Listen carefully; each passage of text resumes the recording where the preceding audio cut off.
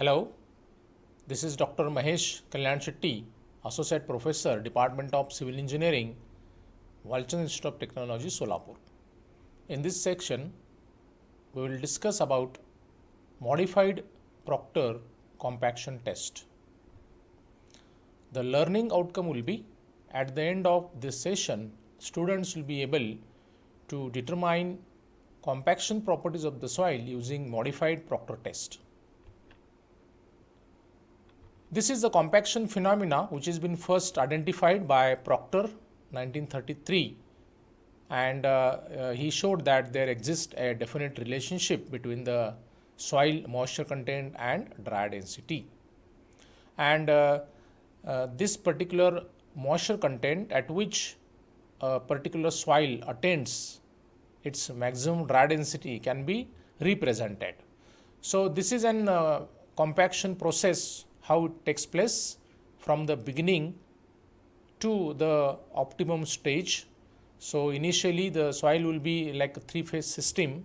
The first point, the first diagram indicates the three-phase system of the soil initially, and when the compaction process takes place, then as we add some moisture in it and we apply the compacting energy, therefore the volume reduces and therefore the dry density increases. So further the moisture content we go on adding, and the compaction also we apply. So the soil will attain to its maximum dry density, and later on the additional water will occupy more volume and the density goes on decreasing. So on the right hand side there is a compaction curve, typical compaction curve what we get. So this compaction curve is to be obtained using the modified Proctor test. This modified Proctor test, which is also called a heavy compaction, is developed during the World War II by the US Army Corps of Engineering for a better representation of the compaction required for airfield to support heavy aircraft. Now these are certain instruments used in the modified Proctor test. The majority of the instruments are similar that of the standard Proctor test. So there is a difference in the rammer. So the standard Proctor test rammer is having a 2.5 kg mass, whereas modified Proctor test rammer is having a weight of 4.9 kg. And the another difference is that in the standard Proctor test we fill the mold in 3 layers, whereas in modified Proctor test we have to fill this in 5 equal layers.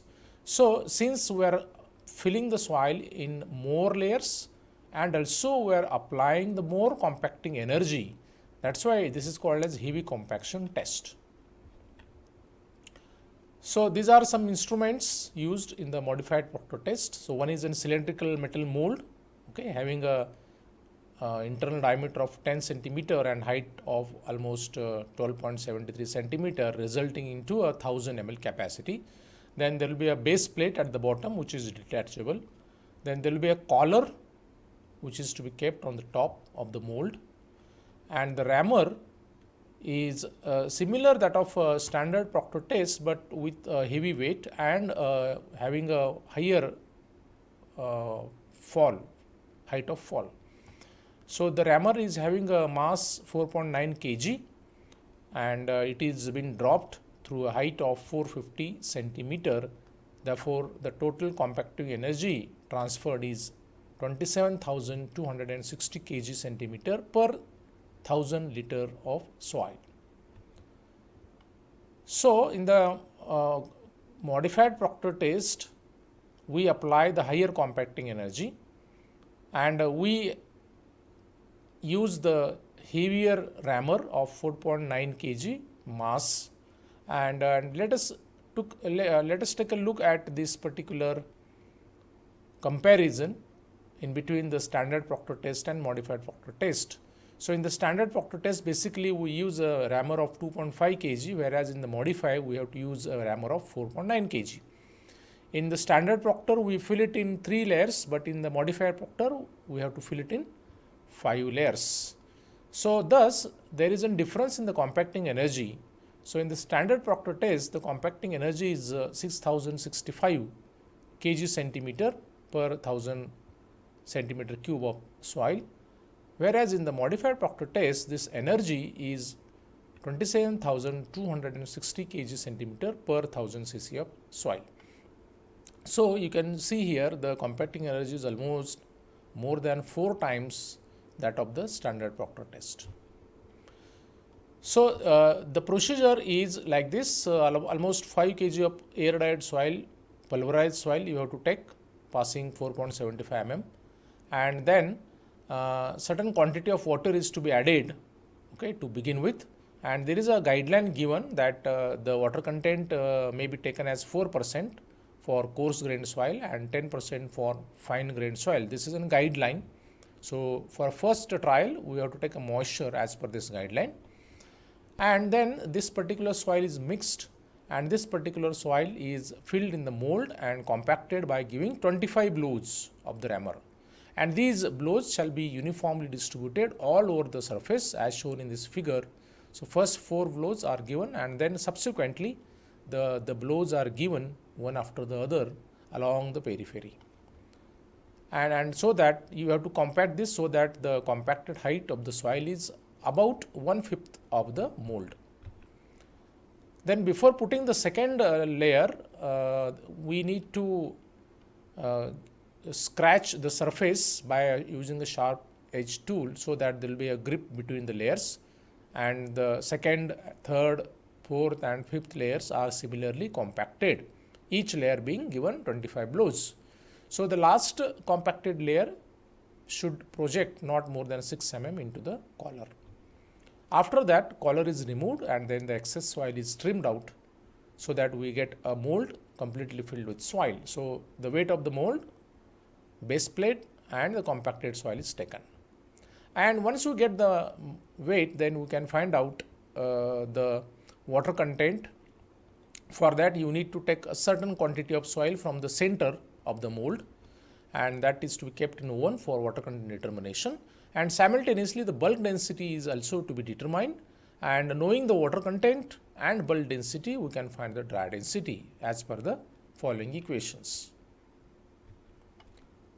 Then the compacted soil is taken out of the mold, and then it is to be broken with hand and remixed with the raised water content. So the process up till now was for the first trial.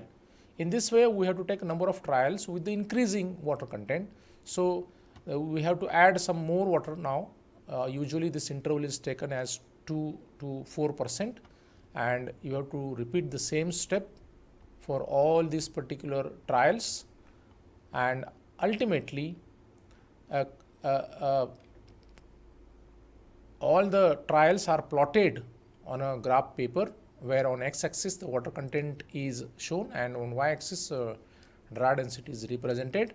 So we have to plot the number of trials first, and you have to join all the points by a smooth curve. We will get a compaction curve, and from this compaction curve we can get the two important compaction property of the soil. One is called optimum moisture content, briefly it is called OMC, and another is a MDD, which is called maximum dry density. So this is how we can get the compaction property of the soil using modified Proctor test. And this is how a comparison can be made. So if the same soil is tested using the standard Proctor test and modified Proctor test, then the compaction curve will change as represented here. A red line shows the typical compaction curve for a standard Proctor test, whereas due to increase in the compacting energy, that is in the modified Proctor test, the MDD of the soil has increased, but OMC of the soil has decreased. So this is how due to increase in the compacting energy, the MDD increases, but OMC decreases.